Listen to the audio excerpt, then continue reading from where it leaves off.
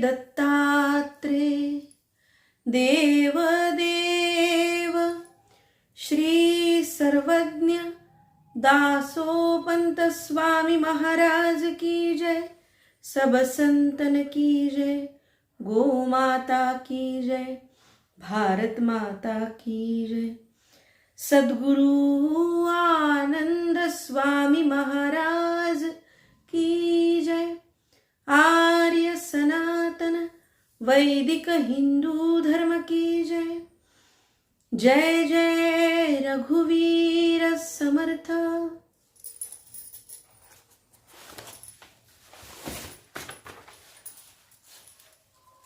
दत्तप्रभूंच्या बाळलीलांचं वर्णन दासोपंत करतायत। आपण 2 दिवस झाले ती पदं बघतो आहोत। आणखी एखादं पद बघूया, कारण अनेक पदं त्यांनी लिहिली आहेत। अर्थाच्या दृष्टीनं बघू जाल तर पुन्हा पुन्हा त्याचं आवर्तन आहे, अर्थ तोच आहे।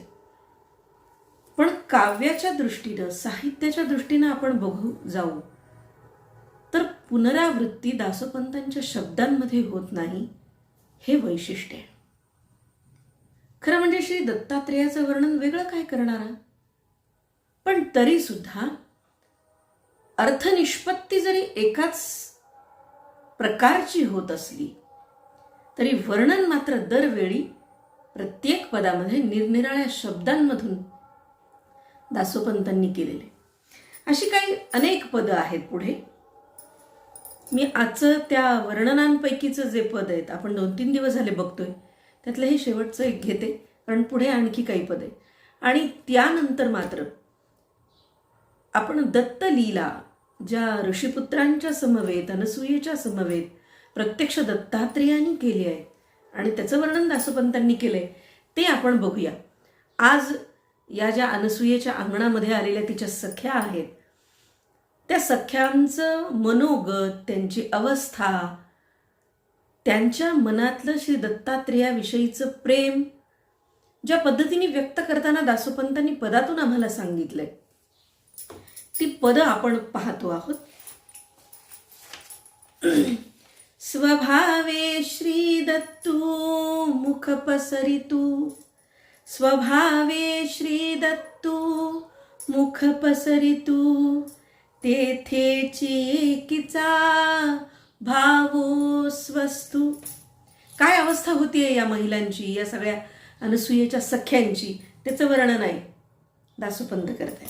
स्फुरे परमार्थू येणे तुटे स्वार्थू, देखती आभासू ऐसा व्यक्तिवो।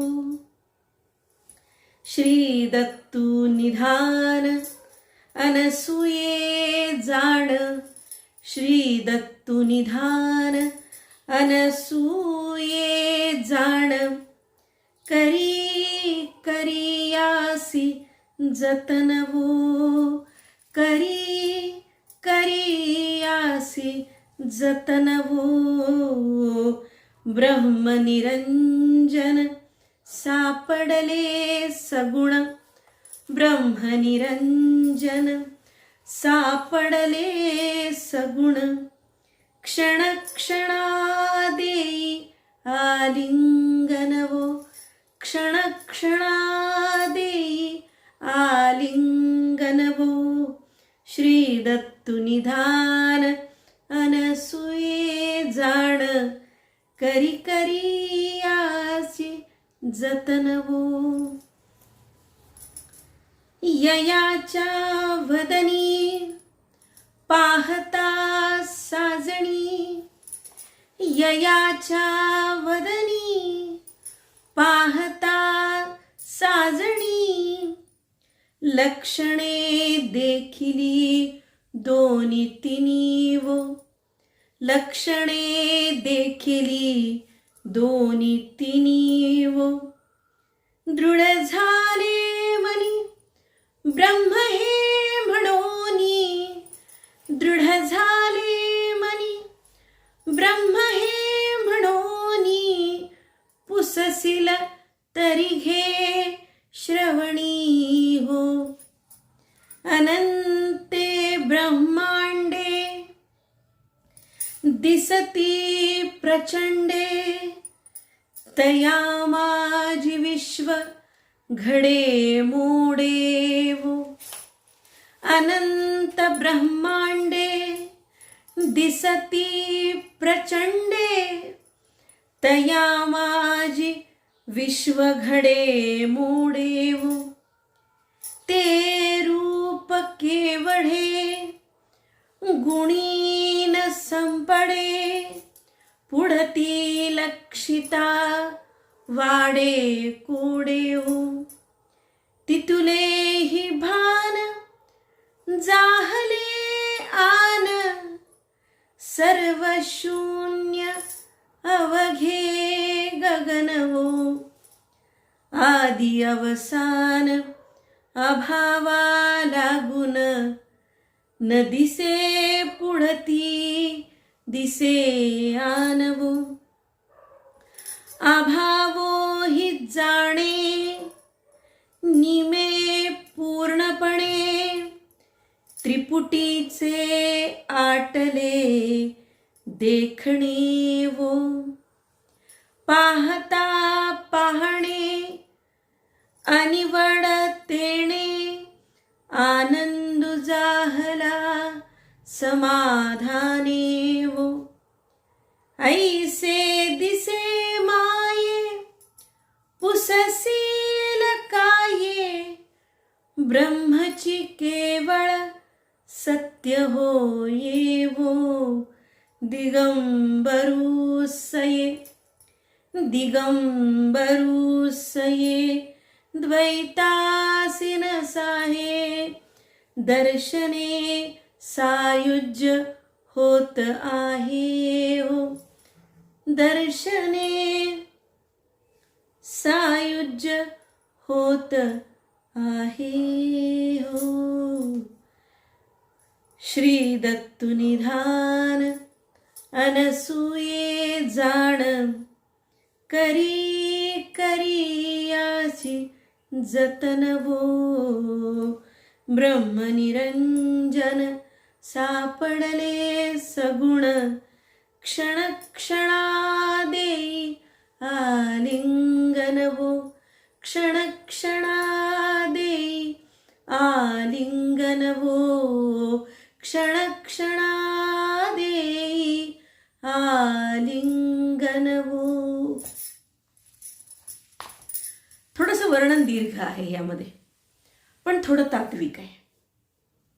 दासोपंतांनी या सगळ्या अंगनांची, या सगळ्या सख्यांची, अनसूयेच्या सख्यांची अवस्था वर्णन केलेली आहे. आणि ही अवस्था वर्णन करताना पारमार्थिक अशा प्रकारचं विवेचन, विवरण दासोपंतांनी या एकूणच पदामध्ये आपल्याला केलेलं दिसतं. आपण मागचे 2 दिवस जी पदं बघितली त्याच्यामध्ये लौकिक अर्थानं पण परमार्थाकडे नेणारा अर्थ होता. म्हणजे लौकिकाकडून अलौकिकाकडे जाणारा अर्थ होता.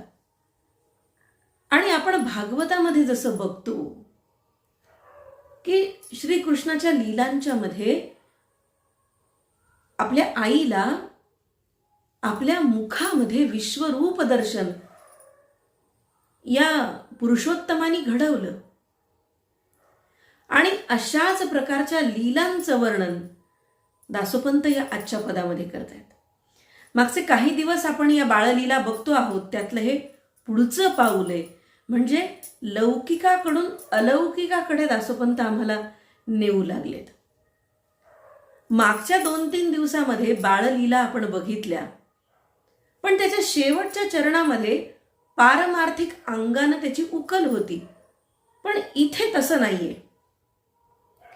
आज आपण जे निरूपणाला घेतलेलं पद आहे, या पदामध्ये बाळलीलेनं सुरुवात होते, पण त्याचा एकूणच पारमार्थिक अंगानं विचार पुढे दासोपंत करतात. सुरुवात काय होते? स्वभावे श्री दत्तू मुख पसरितू, तेथेची एकीचा भावो स्वस्थू. बाल सुलभ, अत्यंत स्वाभाविकपणे, नैसर्गिकपणे, उपजपणे हे बाळ खेळतं आहे. दत्तप्रभू अनसूयेच्या अंगणामध्ये तिनं बोलवल्यानंतर खेळायला लागलेलं आहे. आणि खेळता खेळता स्वभावे श्री दत्तू मुख पसरितू तेथेच एकीचा भाव स्वस्थो. खेळता खेळता या बाळानं तोंड उघडलं, पसरलं, ते मोठं केलं आणि त्यांनी आ केल्यानंतर या ज्या अनसूयेच्या मैत्रिणी जमलेल्या होत्या त्यापैकी एकीचं लक्ष त्याच्या मुखाकडे गेलं आणि तेथेच एकीचा भाव स्वस्थू. तिचं चित्त हरवलं, तिथंच खिळून राहिलं आणि ती तिथंच स्वस्थपणे शून्यात नजर नेऊन अगदी स्थिरपणे त्याच्या मुखाकडे पाहत राहिली. मग काय घडलंय?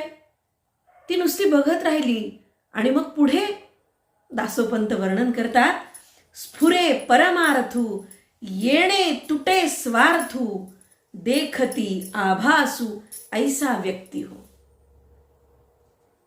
ती त्या श्री दत्तप्रभूच्या बाळलीलांच्याकडे बघत होती. बघता बघता बघता एकदम तिने पाहिलं, श्री दत्तप्रभूंनी या बाळानी तोंड उघडलंय आणि ते हळूहळू हळू मोठं होत जात आहे. ते तोंड पसरलं गेलं, तिचं लक्ष गेलं आणि तिचं चित्तच तिथं खिळून राहिलं. ती शून्यात गेली, तिनं स्वतःला हरवून गेली, स्वतःचं भान तिला राहिलं नाही. आणि दासोपंत म्हणतात, स्फुरे परमार्थू येणे तुटे स्वार्थू. आणि तत्क्षणी स्वार्थ वृत्ती गळून पडली, परमार्थाचा अंकुर फुटला. परमार्थू स्फुरे, स्फुरण पावला, परमार्थाचं स्फुरण झालं, स्वार्थ तुटून गेला, स्वार्थाच्या अंकुरांचा विनाश झाला, ती जळून गेले. आणि देखती आभासू ऐसा व्यक्तू हो. त्याच्या मुखामध्ये तिला काहीतरी प्रचंड दिसू लागलं. तिला वाटलं हा आभास आहे, पण प्रत्यक्ष प्रकटीकरण आहे असाही तिला भास होत होता. जे प्रत्यक्ष आहे असं वाटावं, पण तो आभास होता, असं दासोपंत या ठिकाणी वर्णन करतात. आणि मग ती काय म्हणते, तिला हे दर्शन झालं, ज्याला आपण कृष्णाच्या बाबतीमध्ये विश्वरूप दर्शन असं म्हणतो. तिनं मुखामध्ये हे बघितलं, तिचा स्वार्थ तुटला, परमार्थाचा तिला बोध झाला आणि ह्या सगळा जगात पसारा हा सगळा आभास आहे याची साक्ष. देखते आभासू ऐसा व्यक्तू, अशा प्रकारची साक्ष तिला पटली. आणि ती पुढे काय म्हणते, ती म्हणते, श्री दत्तू निधान अनसूये जाण. ती अनसूयेला ती मैत्रीण म्हणते, श्री दत्तू निधान अनसूये जाण करी करी याचे जतन. काय सुंदर शब्दांची श्लेषही वापरलाय, पुनरावृत्ती करून शब्दालंकारातही त्याची गंमत आणि त्याचबरोबर अर्थही निराळा. काय म्हणतात दासोपंत, ही अनसूयेची सखी म्हणते, त्यांच्या मुखाकडे पाहून, दत्त बाळाच्या मुखाकडे बघून, श्री दत्तू निधान अनसूये जाण. बाई अनसूये, काय तुझं भाग्य थोर आहे. श्री दत्तू प्रत्यक्ष निधान, जो सगळ्यांचं अवघ्या विश्वाचं निधान आहे, हे तुझ्याजवळ आहे. हे तू जाण अनसूये. आता खरं म्हणजे अनसूया प्रत्यक्ष ब्रह्माची माया, ती काही जाणत नव्हती का? ती जाणतच होती. पण तरी सखीच्या तोंडी दासोपंतांनी असा संवाद टाकलाय. ती म्हणते, श्री दत्तू निधान अनसूये जाण. बाई अनसूये, बघ, याची जाणीव असू दे की हा श्री दत्तू प्रत्यक्ष संपूर्ण विश्वाचं निधान असलेला हा तुझा बाळ आहे, याची जाणीव असू दे. आणि पुढे करी करी याचे जतन हो. आपल्या हाताने, करी म्हणजे कर आणि करी म्हणजे हाताने, हाताने तुझ्या या बाळाचं खरंच बाई जतन कर बरं. आपण म्हणतो एखादी गोष्ट जर मौल्यवान असेल, नीट ठेव बरं, जपून ठेव, जाईल इकडे तिकडे. करी करी याचे जतन हो.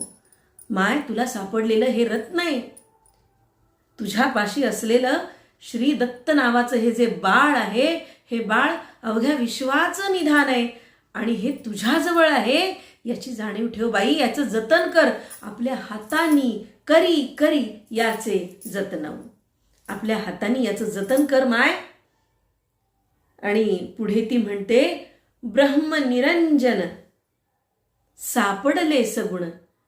बाई, प्रत्यक्ष ब्रह्मनिरंजन तुला सगुण रूपात सापडलंय. अनसुया मातेला ही सखी म्हणते, प्रत्यक्ष हे ब्रह्मनिरंजन तुला सगुण रूपामध्ये सापडलं आहे. आणि मग त्या बाळाला बघून, त्या ब्रह्मनिरंजनाला बघून ती अनसुया मातेला सांगता सांगता क्षण क्षणा देई आलिंगन भो. ती त्या अनसुया मातेला बोलते, एकीकडं सांगते की बाई, तुझा बाळ हा श्रीदत्तू अवघ्या विश्वाचं निधान असलेला हा तुझ्या हातात आहे, तुझ्या करकमलांनी पोसला जातोय. आणि बाई, तुझ्या हातांनी याचं जतन कर बरं. आणि खरंच हे ब्रह्मनिरंजन तुला सगुण रूपात सापडलंय अगं. प्रत्यक्ष ब्रह्म तुला सगुण रूपामध्ये मिळालंय. आणि हेच ब्रह्म तुला जे मिळालंय, केवढं भाग्य आहे तुझं. ही असं एकीकडे ती आपल्या अनसुया सखीला बोलते आहे आणि एकीकडे क्षण क्षणा देई आलिंगन हो. आणि एकीकडे त्या बाळाला पुन्हा पुन्हा आपल्या जवळ घेते, उराशी कवटाळते, त्याला आलिंगन देते आहे श्री दत्त बाळाला. दासोपंत पुढे वर्णन करतात, तया ययाचा वदनी पाहता साजणी लक्षणे देखिली दोन्ही तिनी वो. काय सांगितलं तिने? अनसुया मातेला ती सांगते, बाई, याच्या वदनामध्ये काय पाहिलं बाई? साजणी सखे, याच्या तोंडामध्ये काय दिसलं? ययाच्या वदनी पाहता साजणी, याच्या तोंडामध्ये बघितल्याबरोबर लक्षणे देखिली दोन्ही तिन्ही वो. आता ही काय आहेत बरं दोन्ही तिन्ही लक्षणं? कोणती कोणती लक्षणं असावीत? खरं म्हणजे ही सगळी कल्पनाच आहे. दासोपंतांच्या मनात काय असावं याची फक्त आपण कल्पना करू शकतो. काय कल्पना असली पाहिजे? लक्षणे देखिली दोन्ही तिन्ही वो. दोन्हींची लक्षणं मला दिसली, 3 लक्षणं दिसली. दोन्हींची लक्षणं कुणाची आहेत? जीव आणि ब्रह्म. आणि तिन्ही लक्षणं कुठली आहेत? तर ज्या अनेक त्रिपुटी आहेत, या त्रिपुटींचा लय, या त्रिपुटींची लक्षणं तिला मध्ये दिसली आहेत. ब्रह्माचं लक्षण आपल्याला माहिती आहे, त्रिपुटींनी आपण ब्रह्माला मोजतो म्हणूया. खरं म्हणजे ब्रह्म मोजण्यासारखं नाहीच आहे, पण तरी सुद्धा ब्रह्माला मोजायचं झालं, ब्रह्माचं माप करायचं झालं, तर आपण कोणत्या आधाराने त्याचं गणित करतो? जीव आणि ब्रह्म आणि त्रिपुटी. थोडंसं ब्रह्मा किंवा ब्रह्म या गोष्टीचं आपण किंचित चिंतन करूया. बृह म्हणजे व्यापक, आणि बृहपासून ब्रह्म हे नाम तयार झालेले. काल आणि वस्तू या सगळ्यांच्या मर्यादेच्या पलीकडे जे आहे ते ब्रह्म. सर्व काली, सर्व ठिकाणी, सर्वांच्यात असणारं, देश काल वस्तू यांच्यानी सीमित न होणारं, अनित्य, अपरिवर्तनशील, परतंत्र असं जे जे अल्प आणि मर्त्य याच्या उलट ब्रह्म. कारण सीमित न होणारं, मोजता न येणारं, अनादि, अनंत, नित्य, शुद्ध, बुद्ध, मुक्त ते ब्रह्म आहे. आणि यालाच छांदोग्य उपनिषदामध्ये भूमा असं म्हटलेलं आहे. हे ब्रह्माचं स्वरूप लक्षण आहे. तटस्थ आणि स्वरूप अशी ब्रह्माची उभयविध लक्षण आहे. आणि याचा उल्लेख दासोपंत इथे करतात. दोन्ही तिन्ही वो. कोणती लक्षणं बघितली? तर दोन्ही तिन्ही लक्षणं बघितली. जगाच्या उत्पत्ती, स्थिती आणि लय यांना कारण असणं हे ब्रह्माचं तटस्थ लक्षण आहे. ब्रह्म हे जगताचं उपादान आणि निमित्त असं दोन्ही कारण आहे. ब्रह्मातून जग निर्माण होतं आणि म्हणून जगाचं उपादान कारण आणि जगाची निर्मिती करून त्याचे नियंत्रणही ते करतं, म्हणून जगाचं निमित्त कारणही ठरतं. आणि त्यामुळे ब्रह्म प्रकृती ईश्वराहून पृथक ठरते किंवा ती वेगळी ठरते. कारण प्रकृती ही जगाचं केवळ उपादान कारण आहे आणि ईश्वर हे जगाचं केवळ निमित्त कारण आहे. ब्रह्मामध्ये मात्र उपादान आणि निमित्त ही उभयविध कारणं असल्यामुळे प्रकृती आणि ईश्वर हे दोन्ही त्यात समावलेले आहेत. आणि हेच सांगण्याचा उद्देश आहे. ती सखी म्हणते, लक्षणे देखिली दोन्ही तिन्ही हो. ही लक्षणं. ब्रह्म हे सत्य आहे, ज्ञान आहे आणि अनंत आहे. ज्याचं स्वरूप कधीही पालटत नाही त्याला सत्य म्हणतात. ज्ञान शब्द स्वयंप्रकाश व चैतन्य या अर्थी आणि अनंत हा शब्द व्यापक या अर्थी. तसंच ब्रह्म आनंदमय आहे. ते एकमेवाद्वितीय असल्यानं त्याच्यामध्ये स्वगत, सजातीय आणि विजातीय या 3 भेदांपैकी हे भेदाचे प्रकार आहेत ब्रह्माचे सुद्धा, म्हणजे भेदांचे प्रकार आहेत. पण ह्यातला कुठलाही भेद याच्यामध्ये नाही. नेती नेती असे सुप्रसिद्ध नकारात्मक ब्रह्माचं वर्णन आहे, म्हणजे इतकेच नाही किंवा एवढंच ते नाही. तसंच सर्वं खल्विदं ब्रह्म जे आहे ते सगळं ब्रह्म आहे असं होकारात्मक सुद्धा ब्रह्माचं वर्णन आहे. बघा ब्रह्माची लक्षणं किती आहेत आणि दासोपंतांनी 2च शब्दामध्ये ह्या केवढा व्यापक अर्थ आम्हाला इथं दालन त्याचं मोकळं करून दिलेलं आहे. तत्वमसी या महावाक्यानं जीव आणि ब्रह्म याचं ऐक्य प्रतिपादलेलं आहे आणि हे वेदांत मत आहे. आणि म्हणून या सगळ्यांचा विचार लक्षणे देखिली दोन्ही तिन्ही वो याच्यामध्ये येतो. आता ब्रह्माचे प्रकार असं जर बघायला आपण गेलो तर ब्रह्म एकमेव आहे, पण तरी सुद्धा निरनिराळ्या प्रकारांनी ते जाणलं जातं, म्हणून त्याचे प्रकार आहेत.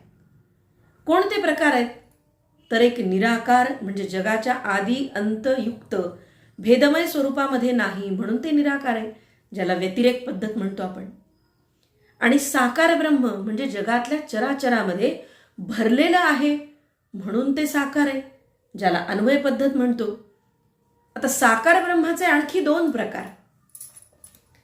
एक संकोच प्रधान ब्रह्म म्हणजे कसं तर जग ब्रह्मस्वरूप असून सुद्धा त्याचा निराकार ब्रह्माच्या ठायी लय होतो. त्याचा निराकार ब्रह्माच्या ठायी लय होतो आणि म्हणून जगत रूप ब्रह्म संकोच प्रधान. आणि स्थितीप्रधान ब्रह्म साकारचा दुसरा प्रकार, ज्यांचं ब्रह्मस्वरूप झाकलं जात नाही असे रामकृष्णादी अवतार स्थितीप्रधान ब्रह्म. आता निराकार, साकार आणि औपाधिक हा तिसरा प्रकार ब्रह्माचा. उपाधी दृष्टीने ज्याच्यावरती आरोप घडतो ते औपाधिक ब्रह्म. आता औपाधिक ब्रह्माचे आणखी 2 प्रकार, तटस्थ आणि आरूढ ब्रह्म. तटस्थ ब्रह्म म्हणजे काय तर मायेला अंगीकारून सुद्धा जे मायेहून वेगळं असतं ते ईश्वररूप ब्रह्म म्हणजे तटस्थ ब्रह्म. आणि आरूढ म्हणजे काय तर माया उपाधीशी तादात्म्य पावणारं जीवरूप ब्रह्म म्हणजे तटस्थ ब्रह्म. दासोपंतांनी 16 अवतार संकल्पना त्यांची करताना या सगळ्या ब्रह्माचा विचार केलेला आहे, कारण मायेसहित आणि माया विरहित अशा 2 अवतारांचा उल्लेख आपण बघतो. निराकार, साकार, औपाधिक आणि त्यानंतर अपरब्रह्म म्हणजे काय तर जीव जगताच्या कल्पनेचा त्याग न करता ब्रह्मस्वरूपाचा विचार केला असता त्याला अपरब्रह्म म्हटलं जातं. आणि परब्रह्म म्हणजे मायेचा निराश झाल्यानंतर पराभक्तीने परब्रह्माची अपरोक्ष अनुभूती येते, त्याला परब्रह्म असं म्हणतात. तर या सगळ्या ब्रह्माचा विचार का मांडला, तर दासोपंत इथं अनुसूयेची सखी काय म्हणते, ययाच्या वदनी पाहता साजणी लक्षणे देखिली दोन्ही तिन्ही वो. ही दोन्ही तिन्ही जी लक्षणं आहेत ना, ही सगळी ब्रह्माची विविध रूपाची लक्षणं त्या अनसूयेच्या सखीला त्या दत्तात्रेय प्रभूंच्या तोंडात ब्रह्माचा आविष्कार झाल्यानंतर दिसली आहे, ज्याला आम्ही श्रीकृष्णाच्या संदर्भामध्ये विश्वरूप दर्शन म्हणतो. आणि या विश्वरूप दर्शनानं अनसूया मातेच्या या सखीला हे ज्ञान प्राप्त झालेलं आहे, ब्रह्मज्ञान. हे ब्रह्मज्ञान आहे, ब्रह्माचे वेगवेगळे प्रकार म्हणा. आणि मग ती सखी पुढे म्हणते, दृढ झाले मनी ब्रह्म हे म्हणोनी. तिला लक्षणं दिसली ही सगळी ब्रह्माची, आणि ही लक्षणं दिसल्यानंतर ती म्हणते की मग माझ्या मनाने निश्चित केलं, माझ्या मनाला पटलं, माझ्या मनाला ते खरंच जाणवलं, कारण मला ती लक्षणं सगळी पाहिल्याबरोबर लक्षात आलं. आणि ती म्हणते दृढ झाले म्हणी, आणि मग माझा निश्चय झाला, मला खरं वाटलं की ब्रह्म हे म्हणून हे ब्रह्मच आहे असं मला नंतर लक्षात आलं, निश्चितपणे कळलं. आणि पुससील तरी घे श्रवणीओ.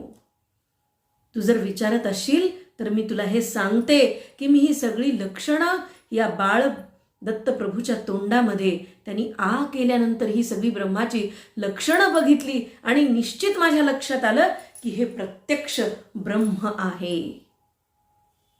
अनंते ब्रह्मांडे दिसती प्रचंडे तया माझी विश्व घडे मोडे. तिने वर्णन केलं पुढे की मला काय दिसलं मुखामध्ये, अनंते ब्रह्मांडे, अनंत ब्रह्मांड त्या मुखामध्ये आहेत, अनंत आकाशगंगा आहेत, अनंत ब्रह्मांड आहेत. ती वर्णन करते याचं, प्रचंड दिसतंय सगळं, दिसती प्रचंडे. अनंते ब्रह्मांडे दिसती प्रचंडे तया माझी विश्व घडे मोडे. अनंत आकाशगंगा, अनंत ब्रह्मांड तिला दिसतायत, आणि ती म्हणती या ब्रह्मांडांच्या मध्ये विश्वांची, अनेक विश्वांची घडामोड होते, एकच विश्व नाही, अनेक विश्व. तया माझी विश्व घडे मोडे. विविध ब्रह्मांडांच्या मध्ये त्यात त्या विश्वांची निर्मिती होते आहे, आणि पुन्हा ते मोडलं जात आहे, त्याचा विनाश होतो आहे. हे सगळं तिनं दत्तप्रभूंच्या तोंडामध्ये आ केल्यानंतर हे विश्वरूप दर्शन दासोपंतांनी या सखीच्या तोंडून अनसूया मातेला वदवलंय. आणि ब्रह्माचं लक्षण बघून ती निश्चित तिला वाटतं की हे प्रत्यक्ष परब्रह्मरूप आहे.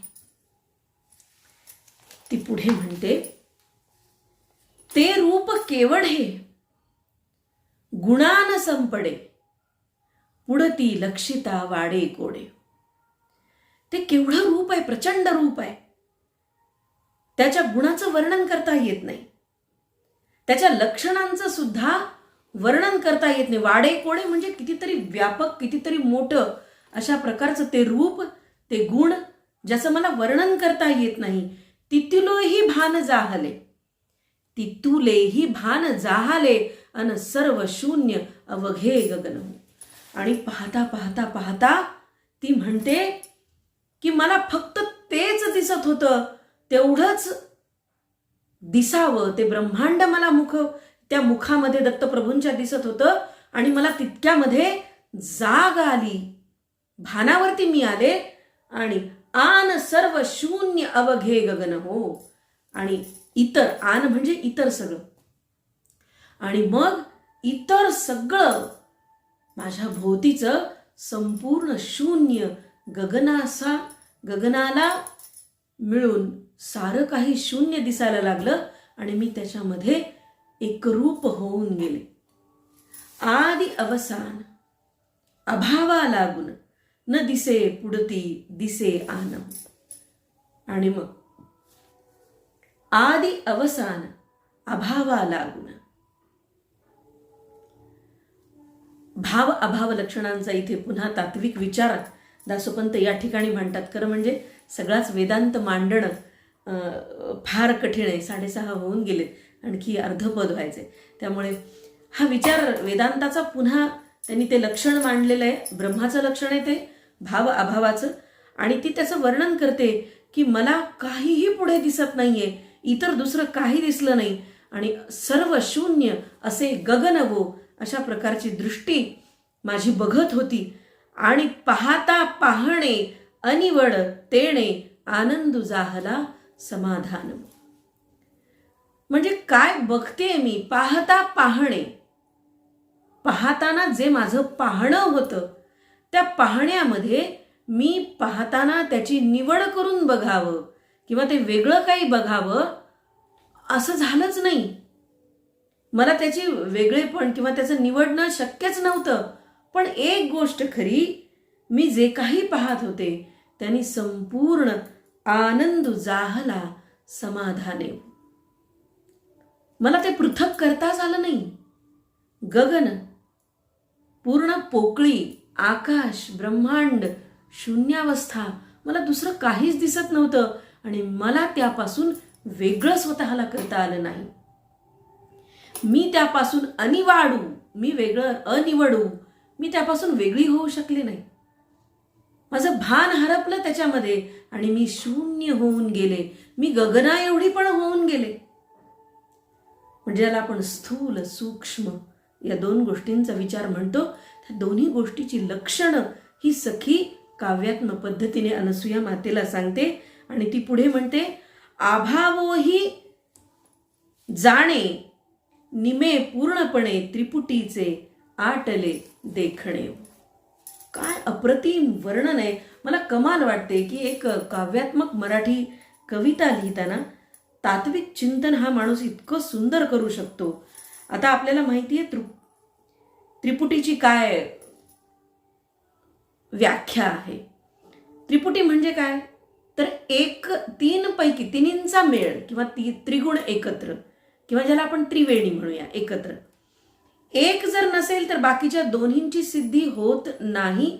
अशा तऱ्हेने एकमेकांशी बांधलेल्या तीन गोष्टींचा समुच्चय म्हणजे त्रिपुटी. दासोपंत इथं काय म्हणाले, अभावो ही जाणे निमे पूर्णपणे त्रिपुटीचे आटले देखणे वो.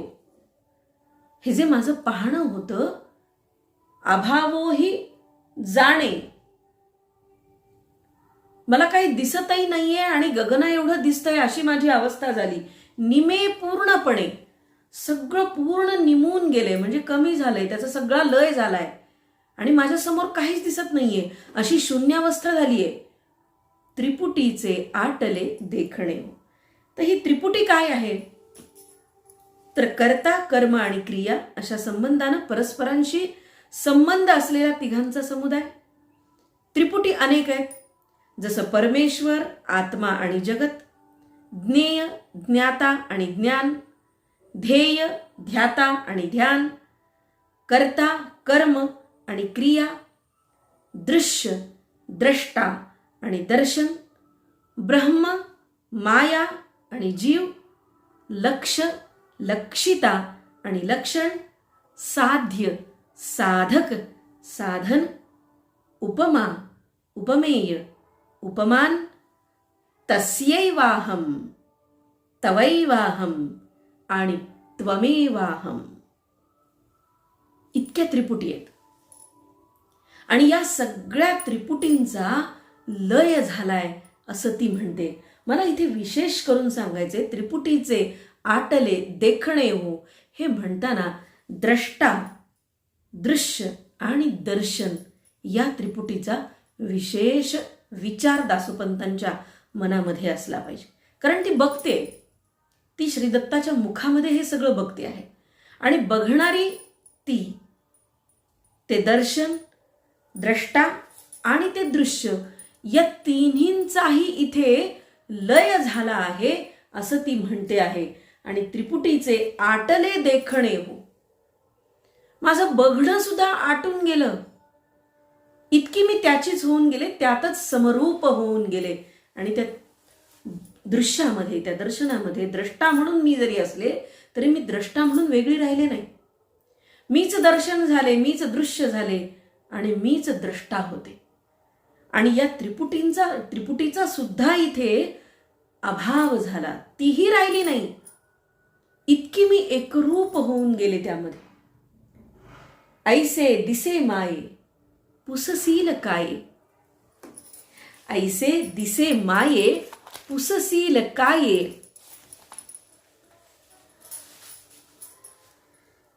ब्रह्मजी केवळ सत्य होये वो, दिगंबरू सये द्वैतासी न साहे, दर्शन सायुज्य होत आहे हो. काय हो, खरोखर एखाद्या प्रसंगाचं नाट्यपूर्ण वर्णन, नाट्यपूर्ण करणं एक वेळ सोपं आहे, पण तत्वज्ञानाने युक्त नाट्यपूर्ण लिहिणं प्रचंड अवघड गोष्ट आहे ती. कारण इतकी तात्विक बैठकही मजबूत हवी आणि तितक्या लालित्यपूर्ण शब्दांच्या मध्ये अभिव्यक्ती करण्याची प्रतिभा हवी. आणि या दोन्ही गोष्टींचा समुच्चय, दोन्ही गोष्टींचा संगम मला इथे दिसतो दासोपंतांच्या या अनेक पदांच्या मध्ये. ते असं म्हणतात, ती सखीच्या तोंडून ते वदवतात, ऐसे दिसे माये. काय दिसतंय? काय असं दिसतं बाई? पुससील काय, काय विचारतेस तू? विचारूच नको असं आपण म्हणतो ना बोलताना. पुससील काय, काय विचारतेस बाई? असं दिसलं, असं दिसतंय की ब्रह्मची केवळ सत्य हो. हा विचार इथे का आला तर वर सगळं संपूर्ण तिचं जे वर्णन आहे, ब्रह्म, माया किंवा ब्रह्मांडातल्या त्या घडामोडी आणि त्याचबरोबर भाव, अभाव, आदी, अंत, अवकाश, त्याचबरोबर त्रिपुटी, या सगळ्यांचा विचार वर मांडलाय तिने. आणि मग ती शेवटी म्हणते की ब्रह्मची केवळ सत्य हो. आणि तिला याची साक्ष पटते, तिला ती गोष्ट पटते की हे दुसरं तिसरं काही नाही.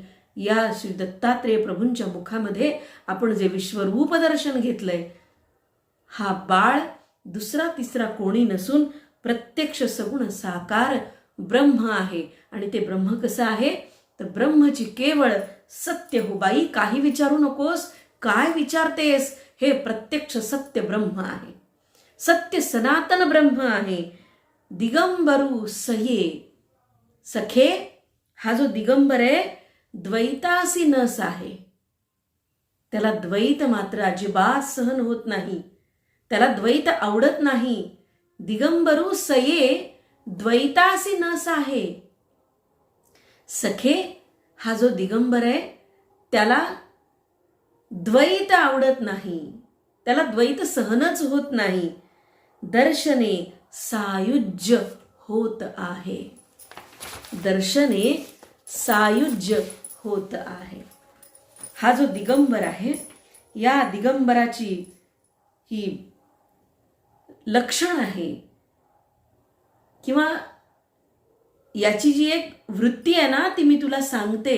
असं म्हणते ती सखे, अगं सखे हा जो दिगंबर आहे, हा दिगंबर याला द्वैत सहन होत नाही, त्याला द्वैत आवडत नाही. आणि म्हणून इतका वेळ ती जी वर्णन करत होती ते वर्णन एकरूप होण्याचं, मी त्याच्यामध्ये हरवून गेले किंवा मी त्याच्यापासून बाहेर वेगळीच होऊ शकले नाही, त्रिपुटीचा लोप झाला किंवा अभाव भाव लक्षणांचा विचार ती सांगते, त्यावेळेला ती हे सांगते की हा जो बाळ आहे, हा बाळ त्यांनी तोंड उघडल्याबरोबर मी जे काही त्याच्या मुखामध्ये विश्वरूप दर्शन घेतलं, त्या विश्वरूप दर्शनाच्या ओघानं मला अनेक ब्रह्मांड त्याच्यामध्ये दिसले. विश्वाची घड आणि मोड या दोन्ही गोष्टी, विश्वाची निर्मिती आणि विश्वाचा लय, या सगळ्या गोष्टी त्याच्यामध्ये दिसल्या. आणि हे सगळं बघत असताना माझं भान हरपलं, माझी शून्याकार अवस्था झाली, मी गगनाकार झाले आणि माझ्या त्रिपुटींचा, एकूणच सगळ्या त्रिपुटींचा लय झाला. मी द्रष्टाही राहिले नाही, मला दिसणारं ते दर्शन नव्हतं. आणि द्रष्टा दर्शन या त्रिपुटींच्या मध्ये मी नावाची गोष्ट कुठे उरलीच नाही. आणि म्हणूनच या सगळ्या वर्णनामध्ये ती पंचीकरण सांगत पुढे येते. आणि पंचीकरणाच्या अंगाने दासोपंत या पदाचं वर्णन किंवा संवाद आमच्या पुढे ठेवतात. शेवटच्या ओळीमध्ये ती म्हणते, दिगंबरू सये द्वैतासी न साहे. आणि असा हा दिगंबर आहे.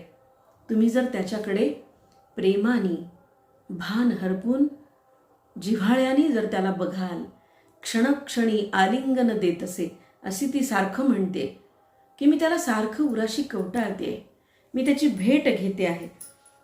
आणि या सगळ्या सुखामध्ये जे प्रेम, जो जिव्हाळा ती व्यक्त करते, त्या व्यक्त करण्यामध्ये ती म्हणते मलाच नाही तर दिगंबराला सुद्धा द्वैत आवडत नाही.